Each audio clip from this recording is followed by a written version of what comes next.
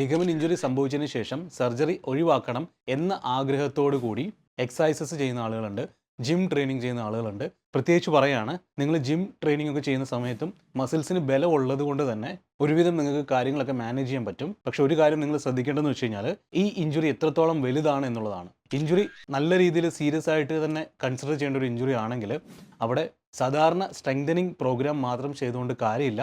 അവിടെ കറക്റ്റായിട്ടൊരു pre surgical exercises ചെയ്യുക തന്നെ വേണം. എന്തിനാണെന്ന് വെച്ച് കഴിഞ്ഞാൽ ഏതെങ്കിലും രീതിയിൽ ഹീലിങ്ങിന് ചാൻസ് ഉണ്ടെങ്കിൽ അവിടെ ഓഫ് ലോഡ് ചെയ്ത് നിർത്തുകയും ആ ഹീലിങ്ങിനെ പ്രൊമോട്ട് ചെയ്യുകയും ചെയ്യേണ്ടത് വളരെ അത്യാവശ്യമാണ്. ഇല്ലെങ്കിൽ എന്ത് സംഭവിക്കുന്നു വെച്ച് കഴിഞ്ഞാൽ കുറച്ച് നാളത്തേക്ക് എക്സസൈസ് ഒക്കെ ചെയ്യുന്ന സമയത്ത് നിങ്ങൾക്ക് ഫീലിംഗ് ബെറ്റർ ആയിട്ട് തോന്നും. പക്ഷെ ഒരിക്കലും നിങ്ങൾക്ക് റിട്ടേൺ ടു പ്രീവിയസ് ലെവലിലേക്ക് പോകാൻ സാധിക്കില്ല. നിങ്ങൾ മാനേജ് ചെയ്ത് പോകുക മാത്രമായിരിക്കും ചെയ്യുക.